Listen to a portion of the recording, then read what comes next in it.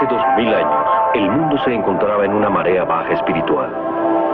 Habían pasado los días de los profetas bíblicos. Y entonces, un hombre, Jesús de Nazaret, en escasos 3 años, cambió el curso de la historia para siempre. El relato bíblico de la vida y enseñanzas de Jesús cubre un periodo de su vida que va de su nacimiento a los 12 años y de los 30 a su crucifixión. Esto deja 18 años, la mayor parte de su vida, sin explicación. El Dr. John C. Trevor, director del proyecto de los documentos del Mar Muerto de la Escuela de Teología de Claremont, California, escritor y estudioso de la Biblia, examina la posición cristiana en relación con los años no revelados en los evangelios. El hallazgo de los documentos del Mar Muerto, más que ningún otro efectuado en los años recientes, nos ha permitido literalmente introducirnos en la historia bíblica, y especialmente en los tiempos cruciales de la historia bíblica que van del final del periodo del Antiguo Testamento al principio del Nuevo Testamento. El contenido de los documentos del Mar Muerto abarca toda la época de Jesús. Sin embargo, en todo el manuscrito no hay ni una referencia, ya sea a Jesús o a los inicios de la iglesia cristiana, ni siquiera fragmentariamente. No obstante, el descubrimiento ha dejado que se haga la luz sobre los tiempos del periodo específico de los primeros años de Jesús. Claro que la posición ortodoxa de los primeros años de la iglesia ha sido desde hace siglos la que se basa sobre los 4 evangelios. Esos evangelios que son la única noticia de los primeros años de Jesús en forma muy escueta. Y en consecuencia, esos son los únicos datos que se consideran auténticos o autorizados. Y así la actitud de la iglesia se ha basado sobre ellos. Es entonces que vemos a Jesús viviendo en Nazaret, en el hogar de un humilde carpintero durante todos esos años, con la ligera excepción del relato del Evangelio de Lucas. Y resulta así que en cuanto a las tradiciones conocidas en los tiempos modernos, estas se basan solo en unos cuantos fragmentos. Pero hay una cosa históricamente clara, sin la menor sombra de duda, y es que la iglesia cristiana se desarrolló como resultado del énfasis sobre la muerte, la resurrección y las enseñanzas de Jesús. Y allí es hasta donde llega nuestro conocimiento. Históricamente, podría decirse, muchas especulaciones, claro está, se han venido haciendo siempre sobre los primeros años de Jesús. Y así se lo han imaginado en muchas partes del mundo, incluyendo la lejana India. Nuestra búsqueda de los años perdidos de Jesús nos lleva a la India, la tierra de la receptividad espiritual, el lugar donde nacieron Rama, Krishna y Buda. La India, una tierra de contrastes y misterio, con un acervo espiritual que se remonta más allá de los tiempos históricos.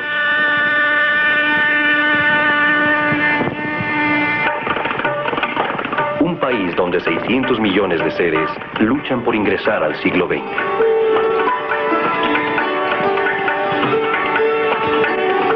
Desde la delicada belleza del Taj Mahal a las ásperas realidades de las calles de Calcuta, la India abruma los sentidos. Las enseñanzas espirituales de las numerosas religiones de la India hacen eco más allá de las glorias de su edad de oro.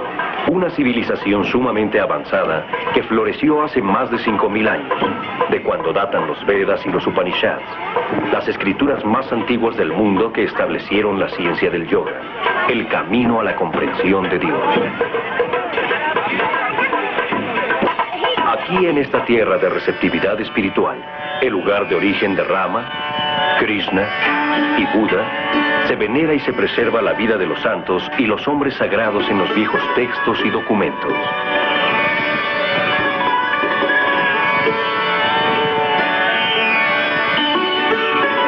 Se dice que en los archivos de un antiquísimo monasterio tibetano existen los textos escritos originalmente en el antiguo idioma palí y después traducidos al tibetano que tratan de la vida de un santo extraordinario conocido por los budistas como Isa. La historia de la vida de San Isa tiene un estrecho parecido con la vida de Jesús y revela lo que tal vez sean los años perdidos de Jesús.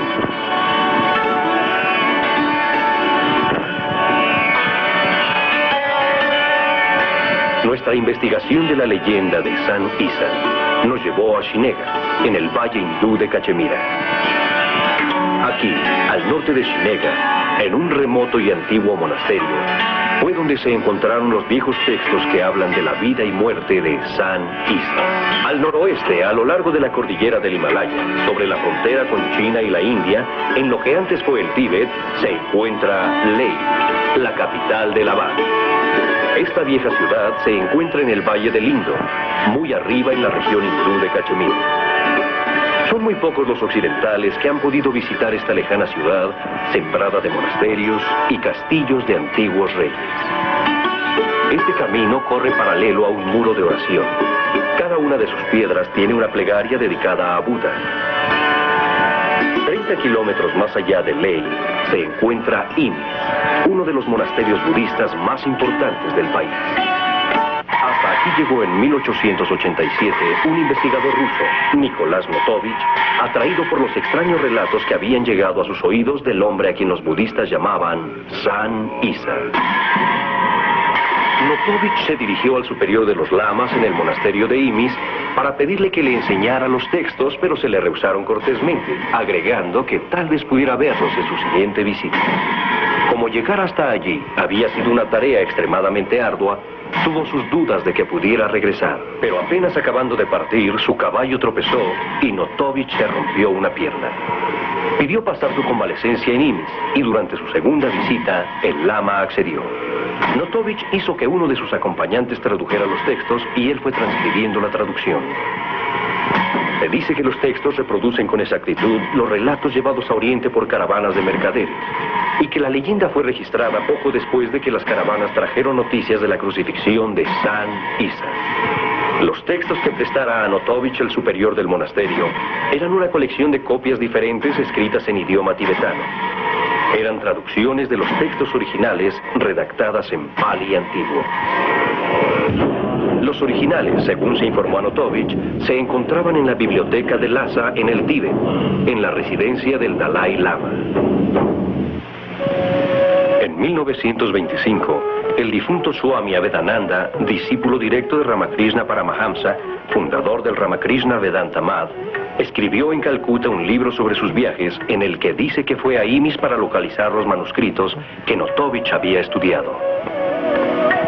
Las afirmaciones del ruso lo habían dejado escéptico e iba resuelto a encontrar los textos o a denunciar el fraude. Su libro, Kashmiri o Tibeti, que incluye la traducción de 14 capítulos, un total de 124 estrofas, se refiere a la vida de San Isa y tienen un notable parecido con la versión de Notovich.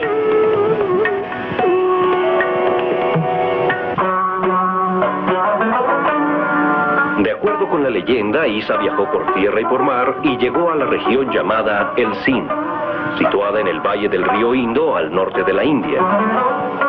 Tenía 14 años cuando cruzó el Sind en dirección al sur y luego arribó a Palipana en el Gujarat, donde estudió con los Jainas en sus templos. Luego continuó a Jagannath en Orissa para estudiar los Vedas y los Upanishads con los brahmanes. Pasó 6 años en el norte de la India estudiando las escrituras en las ciudades santas de Jagannath y Benares, para ir después al norte, al Himalaya, al país de los Gautímides, prosélitos de Buda. Allí dominó las enseñanzas de este gran maestro. En su 26º año, Isa salió de la India y llegó a Persia, o Irán, en donde se detuvo en Persépolis, en aquel tiempo un gran centro espiritual. Luego fue a Atenas, tierra de los reyes de la filosofía, de Homero, Aristóteles y Platón. Finalmente pasó por Alejandría, Egipto, donde aprendió los secretos de las grandes pirámides. Tenía 29 años cuando regresó a Palestina para cumplir con su destino.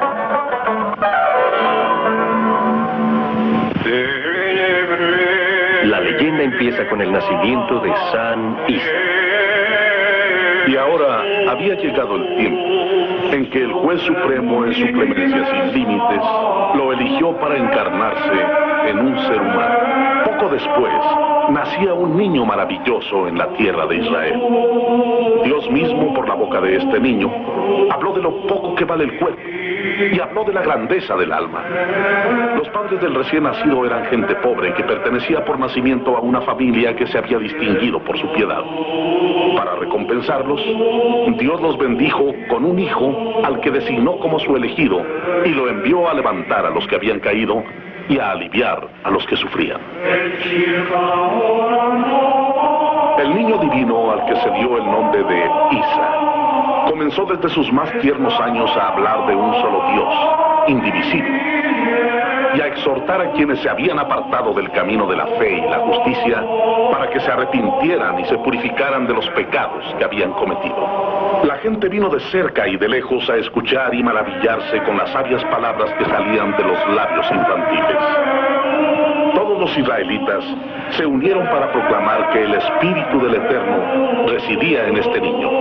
Cuando Isa cumplió los 13 años de edad, en que un israelita debía tomar esposa, la casa en que vivían sus padres y donde se ganaban modestamente la vida, se convirtió en lugar de reunión de los ricos y los nobles que querían convertir en su yerno al joven Isa, ya célebre por los discursos edificantes que pronunciaba en nombre del Todopoderoso.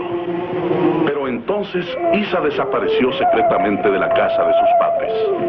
Salió de Jerusalén y, uniéndose a una caravana de mercaderes, tomó el rumbo del Sind, con la intención de perfeccionarse en el conocimiento divino y el estudio de las leyes de los grandes Budas.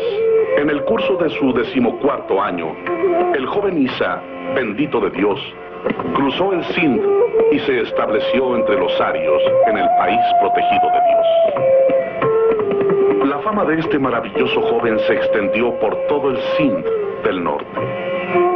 Cuando Isa llegó al país de los 5 ríos y el Rajputana, los devotos de la secta Jaina le imploraron que permaneciera entre ellos.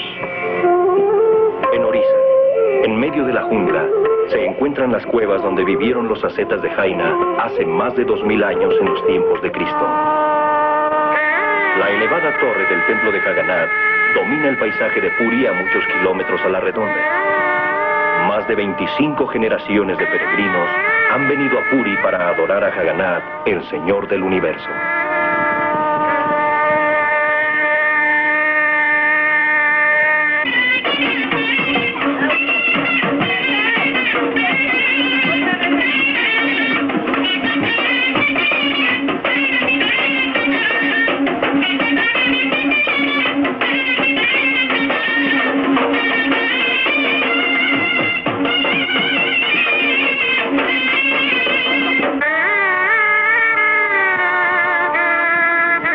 En el interior del recinto hay numerosas capillas que varían desde simples nichos abiertos en los muros hasta grandes templos dedicados a los diferentes aspectos de Dios.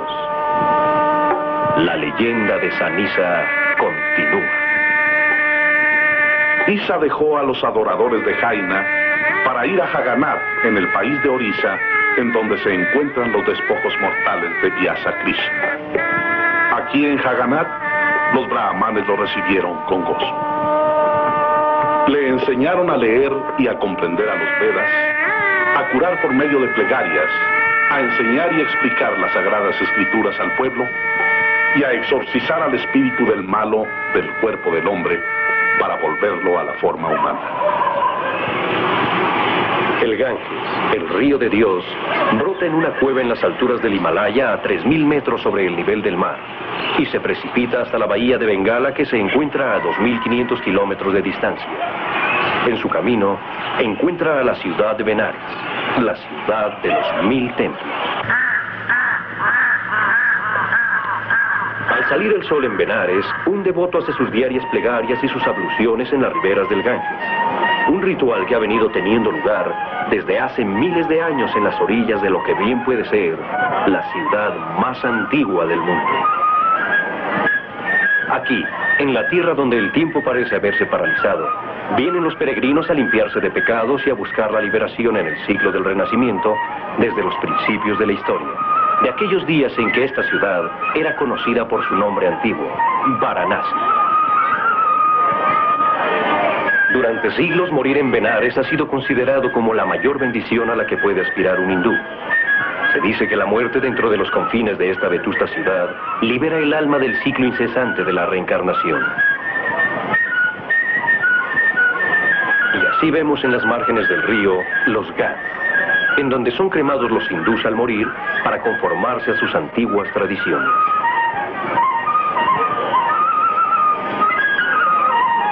Poco ha cambiado en esta ciudad en los 2000 años que han pasado desde que San Isa recorrió estos lugares.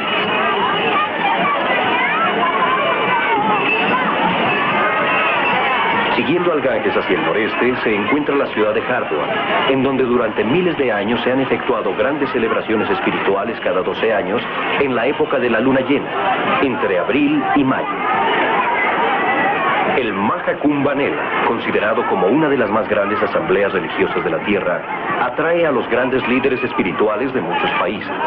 Aquí, en las riberas del Ganges, vienen los peregrinos a participar en los ritos del baño y recibir las bendiciones y las enseñanzas de los swamis, reunidos en las orillas del gran río sagrado conocido por los hindús como el río de los dioses.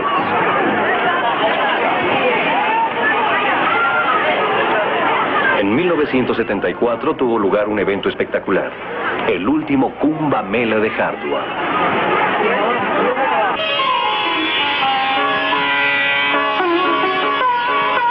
A unos cuantos kilómetros al norte de Hardwar, a lo largo del Ganges, la más conocida es la ashram de la Sociedad de la Vida Divina de Sivananda, fundada por uno de los más grandes yogis de la India, el Swami Sivananda.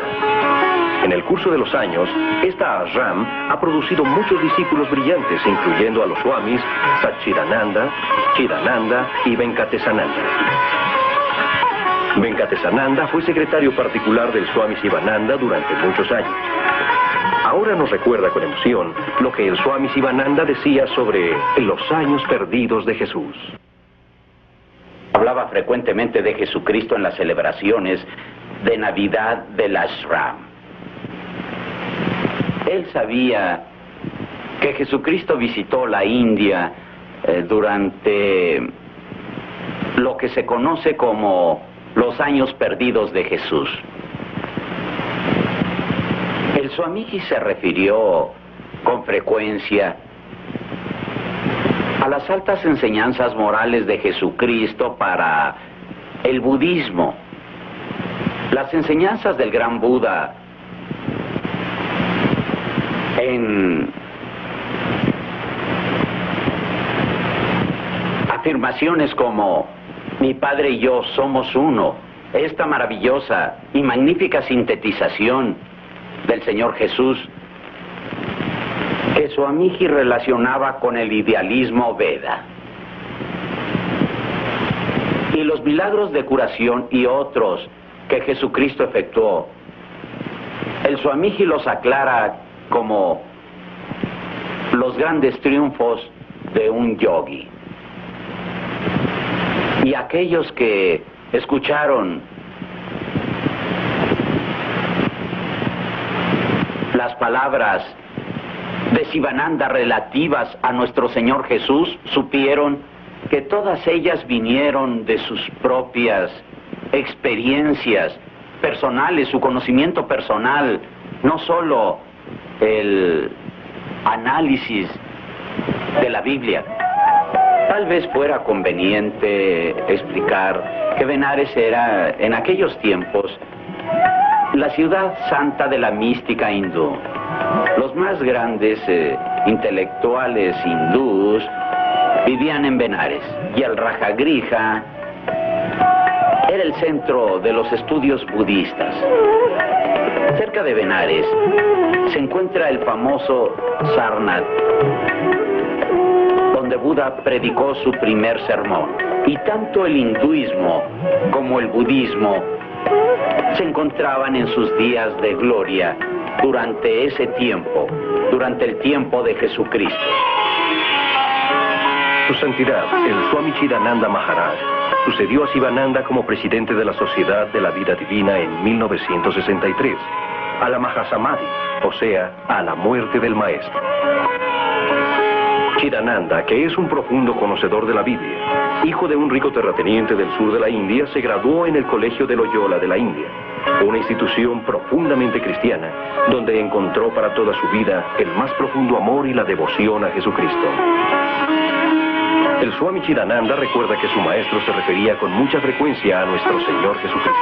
Cuando el Swami Shivananda decía que Cristo fue un gran yogi, porque efectivamente eso decía, explicaba que Jesucristo había sido un adepto de la ciencia oculta del Raja Yoga. que es la ciencia clásica de la meditación.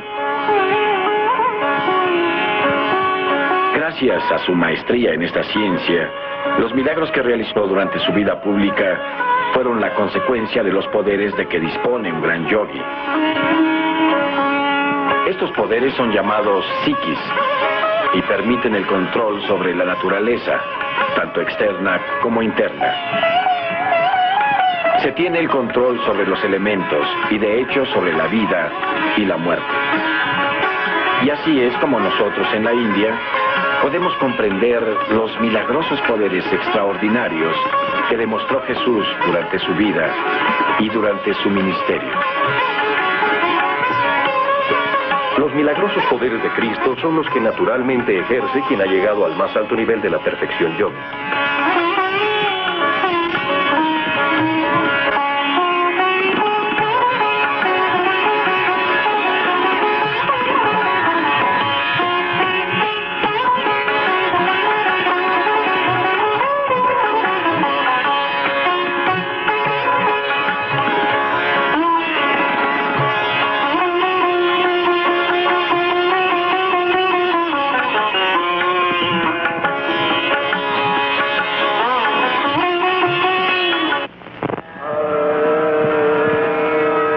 Así continúa la transcripción de la leyenda. Sanisa pasó 6 años en Jagannath, Rajagriha, Benares y otras ciudades santas. Todos amaban a Isa. Vivió en paz con los Vaishyas y los Shudras, las castas inferiores a quienes enseñó las sagradas escrituras. Denunció enérgicamente las doctrinas que le daban a los hombres la autoridad a despojar a su prójimo de sus derechos humanos. En verdad, dijo así, Dios el Padre ha establecido que no hay diferencias entre sus hijos, que todos son igualmente queridos para Él. Isa enseñó a sus prosélitos que se ha dado una sola ley al hombre para guiarlo en sus acciones. Temed solo a Dios, doblad la rodilla solo ante Él, y dadle solo a Él las ofrendas que se derivan de vuestros trabajos. Y añadía, el juez eterno, el Espíritu eterno, constituye la única alma señera del universo, que es la única que crea, contiene y vivifica el todo. El gran Creador no ha compartido su poder con nadie, y menos todavía con los objetos inanimados, porque solamente Él posee todos los poderes. Lo quiso su voluntad y apareció el mundo. Mediante su divino pensamiento unió las aguas y las separó de la parte seca del globo. Él es la causa primera de la misteriosa vida del hombre a quien ha participado de su aliento. Él subordinó al hombre las tierras y las aguas, las bestias y todo lo creado, y que Él mismo preserva con un orden inalterable, fijando la duración adecuada de cada uno. Los Vaishyas y los Shudras manifestaron su gran admiración por estas palabras de Isa, y le rogaron que les enseñara a orar. Y Él les dijo, no adoréis a los ídolos, porque ellos no os escuchan. No escuchéis escrituras en las que se ha pervertido la verdad. No os creáis superiores a los demás. No humilléis a vuestros vecinos. Ayudad a los pobres. Sostened a los débiles. No hagáis el mal a nadie. Los sacerdotes brahmanes y los guerreros, habiendo sabido del discurso de Isa a los Shudras, decidieron su muerte. Pero Isa, advertido del peligro por los Shudras, huyó de noche. Llegó a las montañas y se estableció en el país de los Gautamidas, los discípulos de Buda, allí donde naciera el gran Buda Shakyamuni. Habiendo aprendido a la perfección el idioma Pali, Isa el Justo se dedicó al estudio de los textos sagrados de los Shudras. 6 años después, Isa podía explicar perfectamente los textos sagrados. El venerable venerable Bentu Dharnawara, presidente del Centro Budista de Nueva Delhi y fundador de la orden monástica de Ashoka, visitó Himisgompa, en Leh, Ladakh, y allí examinó los documentos referentes a la vida de San Isa, tanto en el Pali original como en la traducción al tibetano. Bien, en efecto, yo ya sabía de la visita de Jesús a la India y el Tíbet, mucho antes de que visitara Himisgompa en el Tíbet occidental, es decir, en Ladakh. Cuando estuve allí, efectué profundas investigaciones sobre su visita y pedí que me mostraran los textos originales escritos en el viejo papel tradicional hecho de corteza de abedul. Estaban en Pali y vi la traducción al tibetano igualmente. Y se dice que él había dominado las enseñanzas del Buda, así como la mayor parte del hinduismo.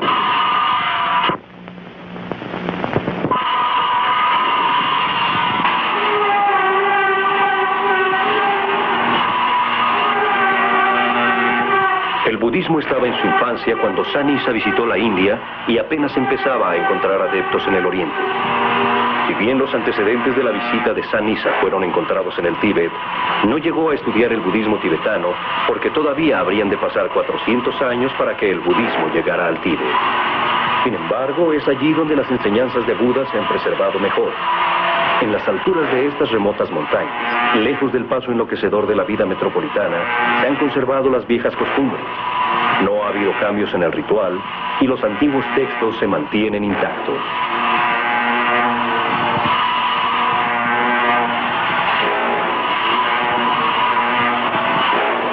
Esta sagrada función es parte de la vieja tradición del budismo tibetano bajo la dirección del abad del monasterio del Dalai Lama en Dharamsala, India.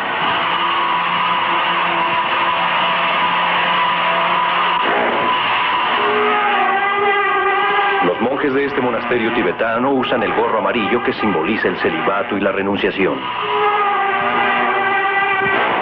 Este ritual tántrico, llamado el Taj Huma, es celebrado cada año para limpiar al monasterio y los pueblos circundantes de los malos espíritus del exterior.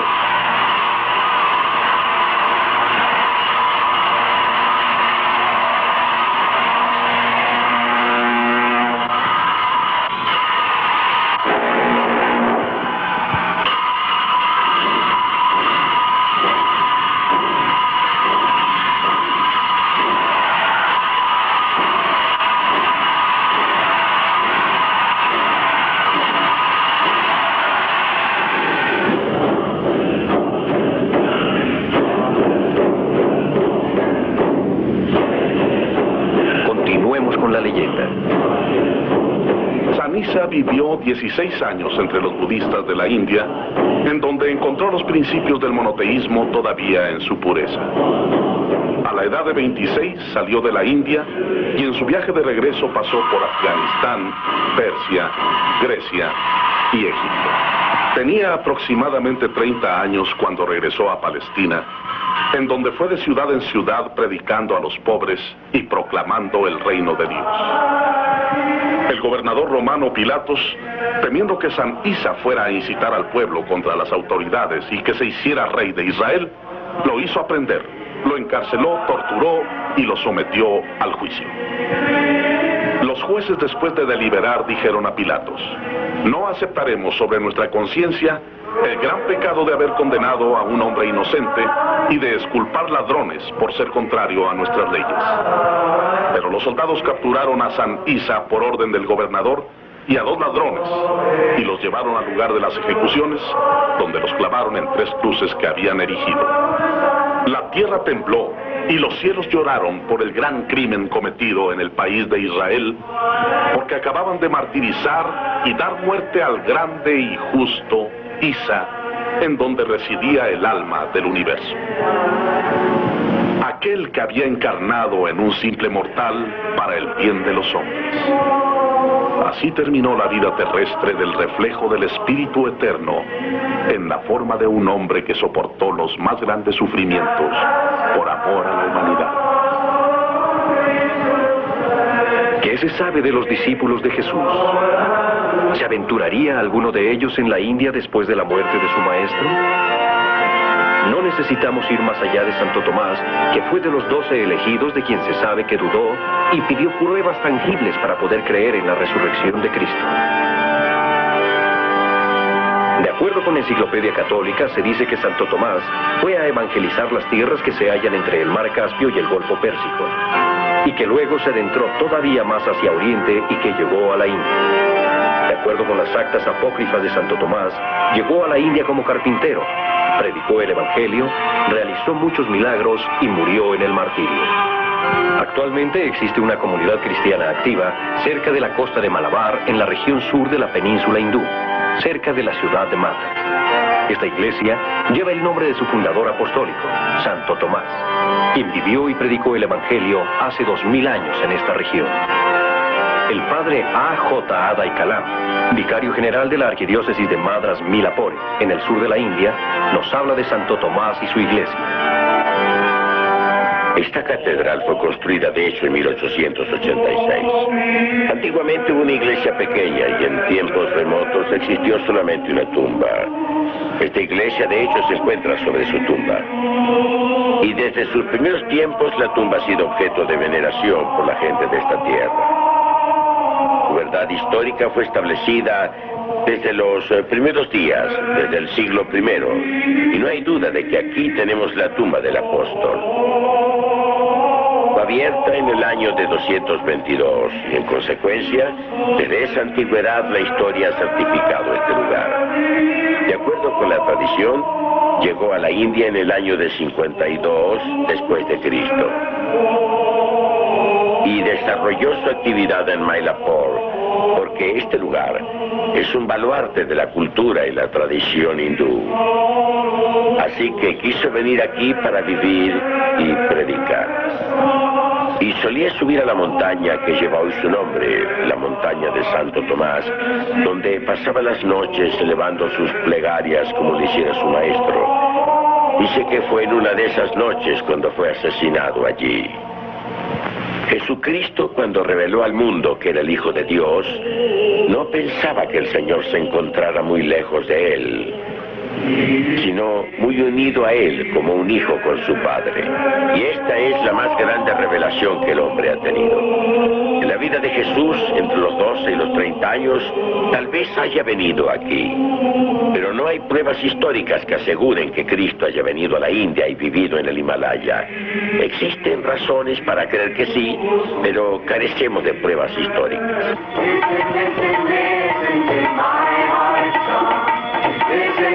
Paramahamsa Yogananda, fundador de la Hermandad de la Autorrealización, fue el primer gran maestro hindú que viviera y predicara en Occidente. Durante los 30 años que pasó en el sur de California, se dedicó a explicar y ampliar las enseñanzas del Antiguo y del Nuevo Testamento. En su inspirado libro, La autobiografía de un yogi, nos cuenta de su aprendizaje espiritual en la India y de la estrecha relación entre las enseñanzas de Jesús y las de su maestro.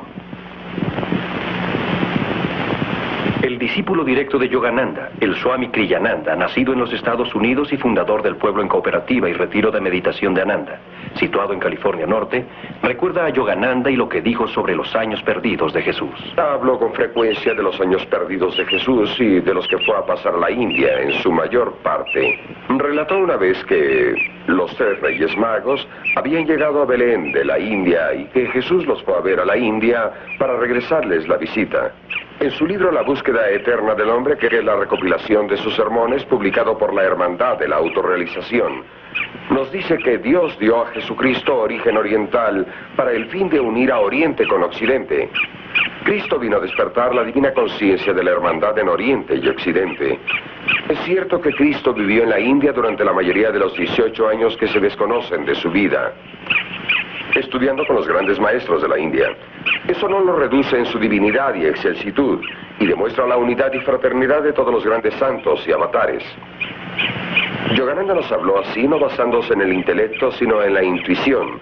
Y cuando vio la vida de Cristo en la India, era de ese modo como nos hablaba, si bien también nos habló de que había antecedentes en la India como los de Notovich, pero que él mismo lo había visto y eso le daba certeza. ¿Será posible que haya habido pruebas que detallaran los años perdidos de Jesús? Y de ser así, ¿qué pudo pasarles a esas pruebas? Para explorar más a fondo la cuestión, volvamos al año 325 después de Cristo. Aquel en el cual el emperador Constantino reunió a más de 300 obispos de los lugares más remotos del Imperio Romano para realizar el primer concilio ecuménico de Nicea. El propósito de Constantino era crear la unión entre la Iglesia y el Estado. Durante el concilio se convino a hacer supresiones y adiciones a la doctrina. Fue entonces cuando se adjudicó a Jesucristo el carácter de Hijo de Dios, es decir, la esencia del Hijo había sido engendrada, no hecha como una sola sustancia con la del Padre. Esto fue adoptado en el concilio de Nicea, y habiendo proclamado a Jesús como el único Hijo engendrado de Dios, Constantino encontró que el Jesús histórico presentaba contradicciones con el credo niceano recién establecido. En el año 389, apenas 64 años después del primer concilio ecuménico, se dice que la Iglesia le aplicó fuego al acervo de conocimientos depositado en la Biblioteca de Alejandría. Se quemaron también los manuscritos que pudieron haber estado en contradicción con el credo niceano de Constantino. Es posible, en consecuencia, que en algún punto de la evolución de la Iglesia se haya borrado de la doctrina de la misma y la historia de Jesús su vida de los 12 a los 30 años. Todo por un exceso de celo. De hecho, le da a uno la impresión de que pudo haber también otras supresiones de la Biblia. Es sabido que los primeros cristianos solían creer en la reencarnación. También los judíos y los judíos ortodoxos continúan creyendo en ella. Y Origen, uno de los grandes teólogos, segundo apenas de San Agustín, así de grande era, dice que la doctrina de la reencarnación viene de los tiempos apostólicos. Esta enseñanza fue borrada de la doctrina cristiana en 553 en el segundo concilio de Constantinopla, en 553 de nuestra época. Se descubrió recientemente que el Papa Virgilio, que se encontraba en Constantinopla, combatió ese concilio, no quiso asistir. Creo que había un solo prelado de Roma. Ahí anatematizaron a Origen por razones políticas y al mismo tiempo extrajeron todas sus enseñanzas, incluyendo la de la reencarnación. Pero se pueden encontrar pequeñas insinuaciones encubiertas en la Biblia sobre la reencarnación. Se habla de que Elías vino antes que el Mesías. Jesús dijo que San Juan Bautista era Elías o Elías. Hay muchos otros pasajes que podrían indicar que esta doctrina era aceptada. Así, por ejemplo, cuando Jesús preguntó ¿quién dice la gente que soy?, sus discípulos dijeron Jeremías o uno de los otros profetas. Jesús no los corrigió por decir que la gente aseguraba que era una reencarnación de uno de los antiguos profetas, como sin duda querían decir. Así que da la impresión de que hubo alteraciones a la Biblia por la misma razón, o sea, la religión institucional. Cuando se trata de institucionalizar la religión, también se consigue que lo más conveniente es el apoyo al dogma de la Iglesia. Y esto es lo que creo que debieron hacer, y lo que Yogananda quiso decir que habían hecho con la Biblia, que contenía sabias y profundas enseñanzas que no podemos obtener, salvo por la vida de los grandes santos que vivieron esas enseñanzas y las comprendieron en vida. ¿De dónde obtienen sus conocimientos los gurús y los iluminados? Conocimientos que parecen asomar de más allá del tiempo y del espacio. ¿Sería de los textos Akashic, a los que los santos y psíquicos del mundo describen como el registro continuo de toda la experiencia terrestre de la humanidad? Una especie de computadora cósmica con la que solo algunos cuantos privilegiados pueden sintonizarse.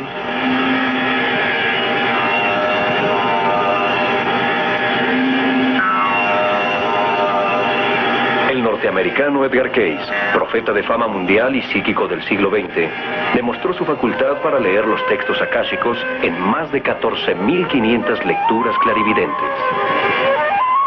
Cayce desconcertó a los incrédulos, asombró a los creyentes y sus demostraciones fueron casi siempre correctas.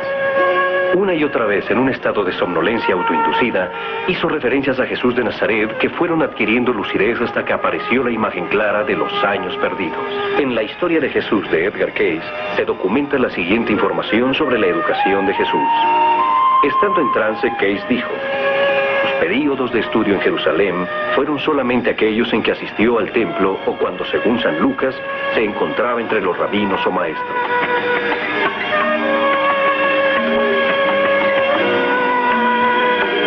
Sus estudios en la India, Persia y Egipto cubrieron períodos mucho mayores, de manera que pudo completar el conocimiento más perfecto del material relacionado con esas limpiezas del cuerpo en preparación y para dar resistencia a los aspectos físico y mental del hombre.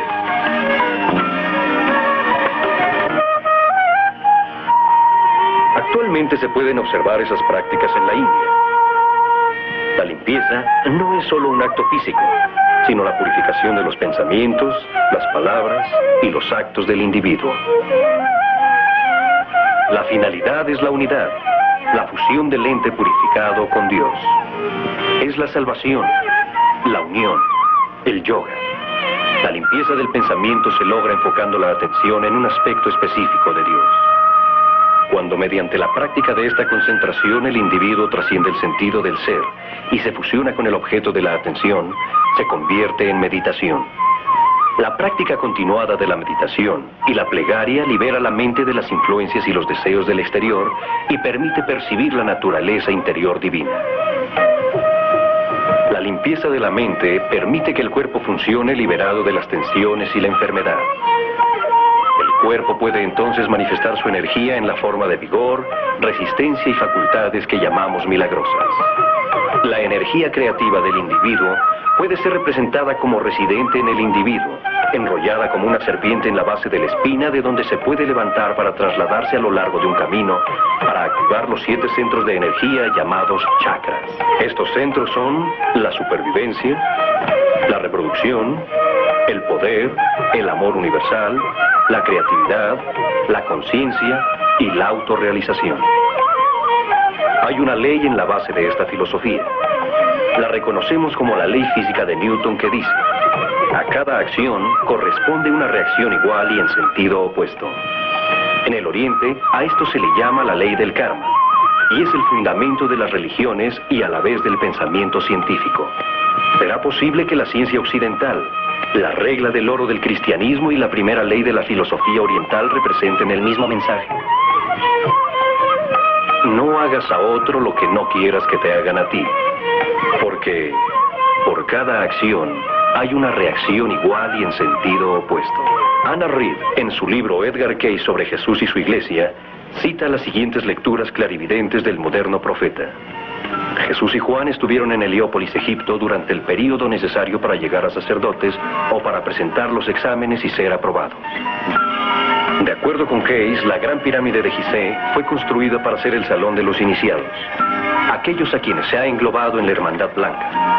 Sería esa gran pirámide donde el gran iniciado, el Maestro Jesús, se graduaría en la Hermandad, cuando se dice en los Evangelios que pasó 3 días y 3 noches en Betunia. El Maestro pasó su iniciación y liberó su alma del yugo del mundo material y de la muerte.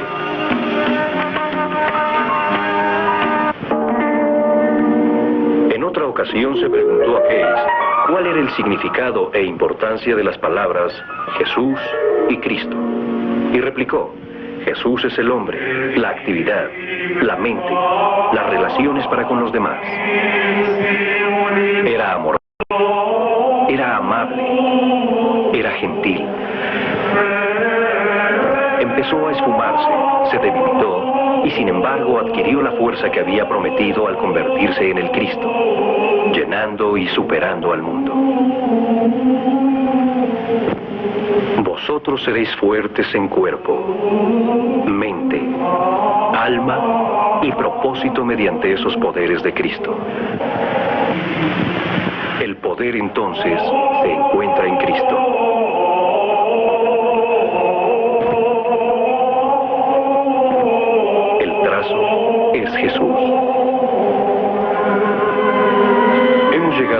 de Jesús por sus enseñanzas, por sus discípulos y por aquellos que tienen la facultad especial de penetrar en la mente universal.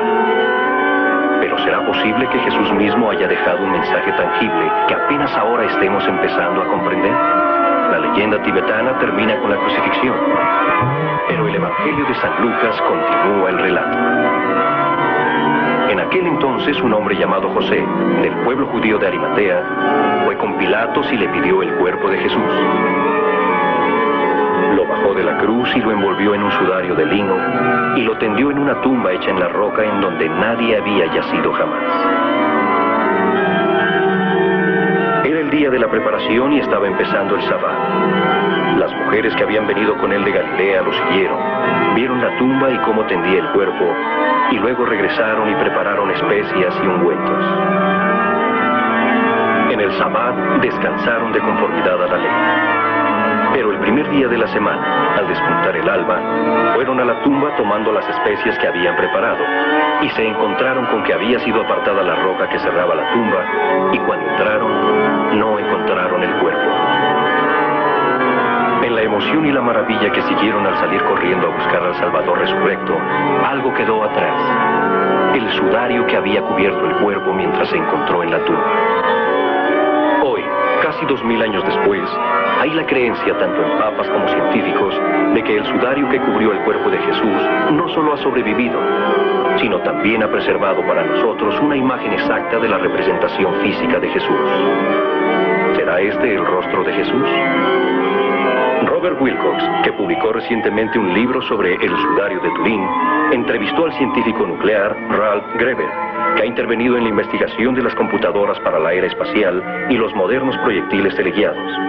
La experiencia científica de Greber le da una dimensión mayor a su estudio sobre el sudario.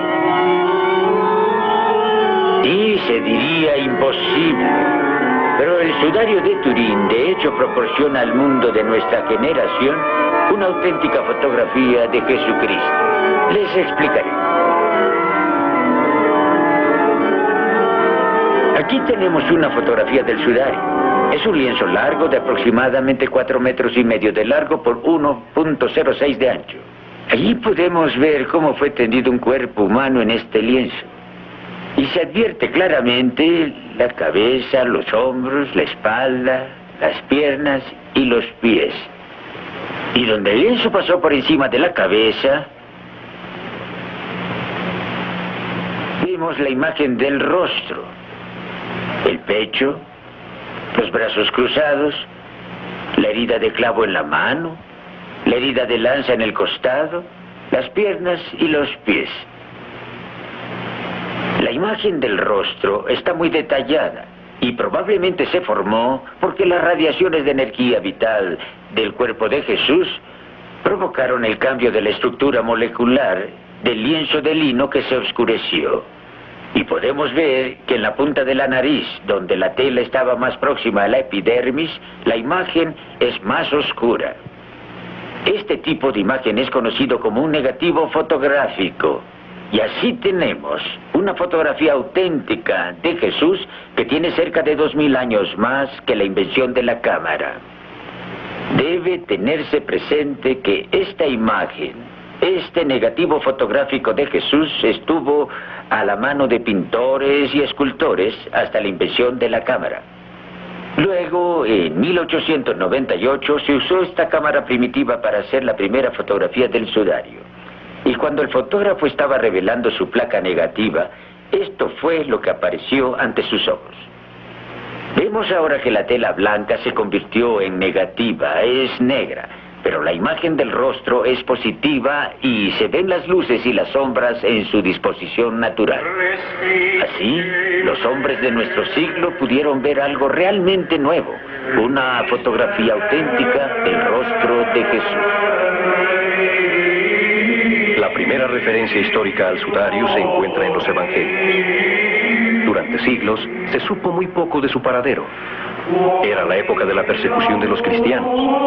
Por eso se comprende que reliquia tan preciosa haya sido puesta a buen resguardo. Los conceptos del Mesías, el Cristo y los avatares se pueden encontrar como un hilo de oro en todas las religiones y escrituras del mundo. El diccionario define la palabra avatar como el descenso de una deidad a la Tierra y su encarnación en un ser humano. En la India, donde el concepto está probablemente más extendido, se sabe que el avatar tiene 16 cualidades. El control sobre los 5 aspectos físicos del cuerpo, el control sobre los 5 sentidos y el control sobre los 5 elementos de la naturaleza.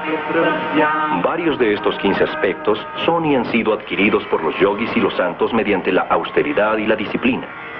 Por ejemplo, las investigaciones sobre los fenómenos de la biorretroalimentación han llevado a los científicos con los yogis que pueden alterar el régimen de su respiración y el latir del corazón, cambiar la temperatura del cuerpo a voluntad y soportar heridas en el cuerpo sin sufrir dolor.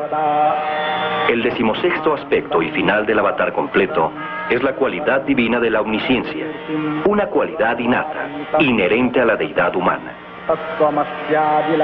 Según el Bhagavad Gita, siempre que el mundo pasa por una crisis moral y espiritual, viene un avatar para imponer la justicia y revelar el siguiente paso de la evolución de la creación.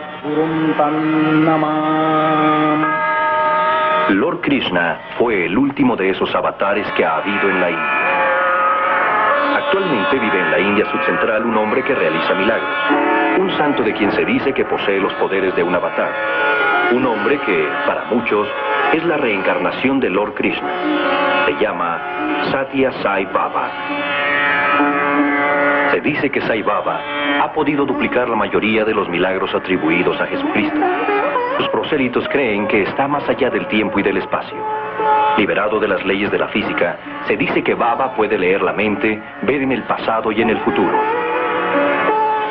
que puede transportarse a cualquier parte del mundo instantáneamente y estar en más de un lugar al mismo tiempo.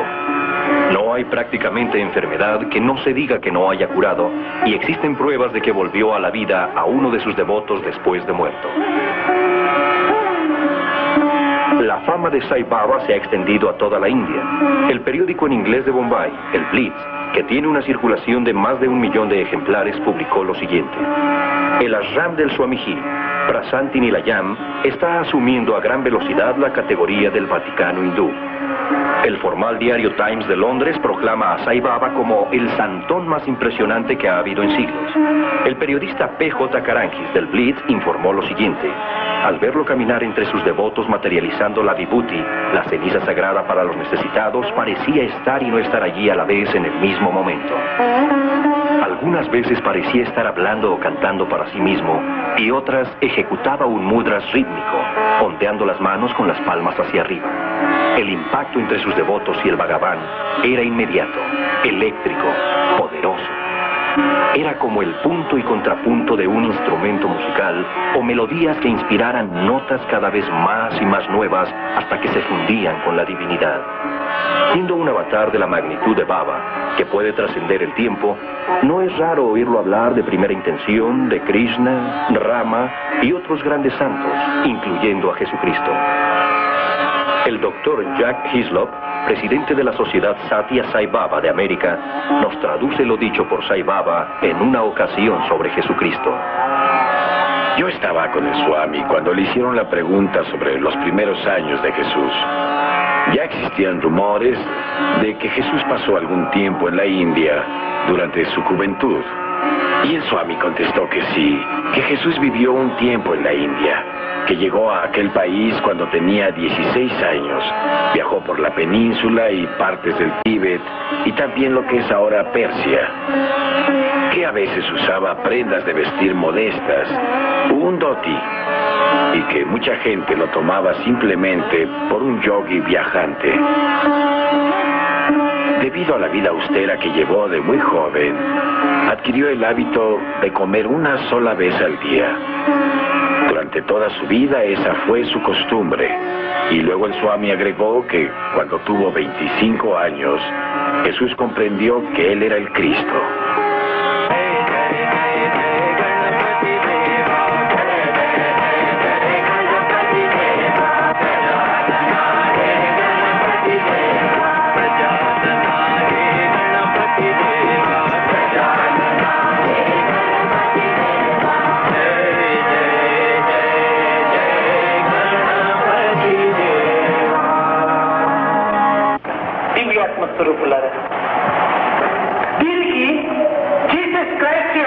En todo tiempo, Jesucristo tuvo la mente pura, inflexible y desinteresada.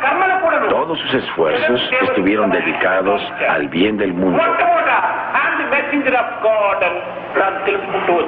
En sus primeros tiempos solía proclamarse como el mensajero de Dios y decía que había venido a servir a todos los pueblos de la tierra. A la vez que se llamaba el mensajero de Dios, se conducía como el servidor de la gente. Y durante 12 años se le encontró meditando con mucha frecuencia. Como resultado de estas meditaciones, llegó a proclamarse Hijo de Dios. Se acercaba cada vez más a Dios. Pasó 5 años en la región del Himalaya de la India. Y después de llegar a la India y someterse a sus disciplinas espirituales, proclamó: yo y mi Padre somos uno. Después de experimentar esta identidad con el Padre y de proclamarse único e idéntico con el Padre, regresó a su país.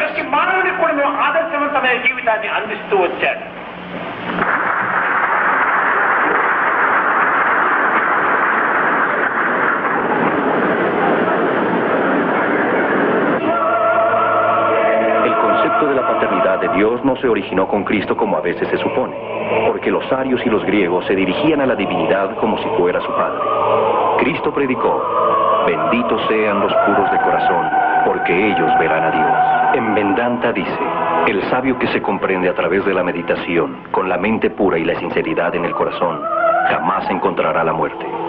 Cristo predicó: ama a tu prójimo como a ti mismo. Los Vedas dicen: tú eres eso. Cristo predicó: no hagas a otros lo que no quieras que te hagan a ti. Buda dice: con la pureza del pensamiento y la plenitud del amor, yo haré por los demás lo que haga para mí mismo. De hecho, las prédicas básicas de Cristo, Buda y los Vedas son las mismas. El nombre de Jesús connota dos ideas diferentes: Jesús el hombre, el ser humano con nombre propio, y Cristo, el ungido, el Dios que hay en todos los hombres. Cuando uno estudia las escrituras de los hindús y las enseñanzas de Buda y ve que estas sublimes verdades están en armonía con las enseñanzas de Jesús, no es difícil creer que Jesús haya viajado por la India y otras regiones del Oriente como preparación para su misión que terminó físicamente en el Calvario, pero que espiritualmente no tendrá fin hasta que toda la raza humana conozca la universalidad de las ideas por las cuales murió.